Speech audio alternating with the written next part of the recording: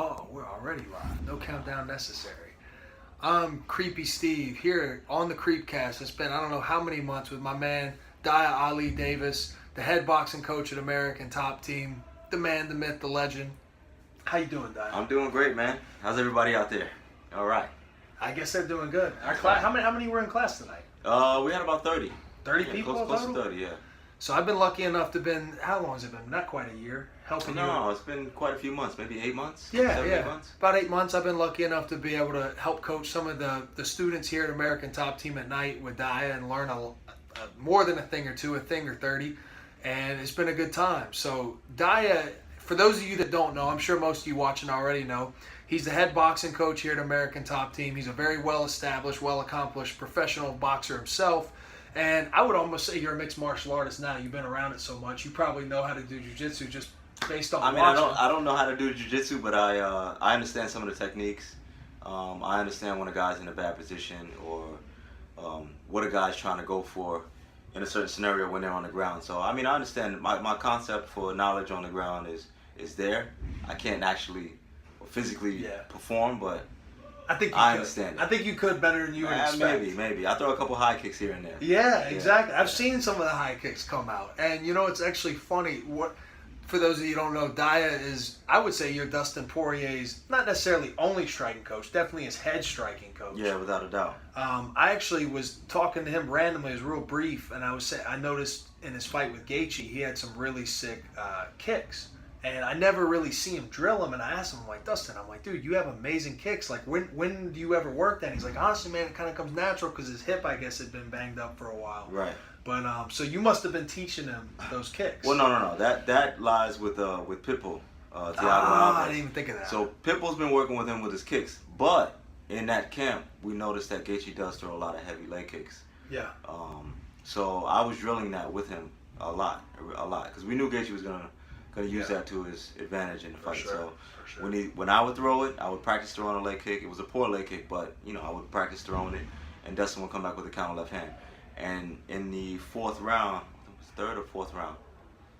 But anyway, that counter strike was what hurt Gaethje, and Poirier put him away once he hurt him. True that. Well, and speaking of your career too, I think I met you and started watching you train because I was training under your dad, And by the way, too, I hate to be cliche, but it is something more than worth noting. His father is Olympic gold medalist of the 1976 Games, correct? Yep. Howard Davis Jr. And I remember watching you back in like 2010 when you would kind of slide through the gym and do a little bit of training here and there. Right. You've been fighting since when?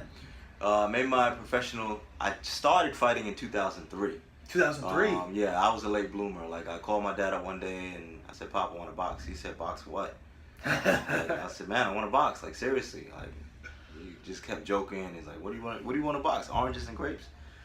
So, once we got past the joking part, he asked me how much I weighed. I was in New York and he was here in Florida coaching here at American Top Team. And at the time, I was 228 pounds. Really? Yeah. What? Yeah. Okay, now I am learning something because I didn't even know this. So my father jokingly says, man, you're about one Twinkie away from being fat. So he says, look, you need to change your diet. You need to start running. And then, get your weight down and we'll go from there. So in 4 months' time, I changed my diet. Didn't really know anything about nutrition.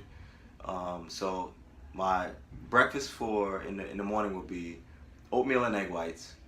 And then I would always order Chinese food, like around lunchtime or dinner, supper. Better than a complex carb, right? Right, so I would get broccoli and chicken. And, broccoli and chicken, they always come with like a white rice or fried rice. I would never eat the fried rice or the egg roll. So I would just eat chicken and broccoli. So I really, like I said, I didn't know anything about nutrition at the time. So oatmeal and egg whites, which kind of helped me over. I would run, and then chicken and broccoli. That's it, man. So in 4 months' time, I lost 45 pounds, close to 50 pounds. Damn. Yeah, because you're a lean build. What do you walk at now? 75, 8? No, I'm a little heavier now. About 190. Oh, that battery will live. Yeah. There we go. So right now I'm walking about 190. Yeah. Still though, you're lean. It's on the heavier side. I haven't been training as much. Yeah. So I'm on the heavier side right now. But normally, like, when I'm training like 3 to 4 times a week, Yeah. 180, 181. You have an excuse. You're taking care of a pregnant wife. You Yeah, know? taking care of a pregnant wife, and I'm actually getting ready to open up a new starting gym. up your new gym, and Yes, we got to get to that. But I do want. So you started fighting in 03. You lost 45 pounds. I started in 4 fighting months. I started training in 03. My first fight was in 04. Okay. So I trained for 8 months. Yeah. Just bypassed the amateur career. Yeah. And, Wow. So you just went straight pro. Yeah. Damn.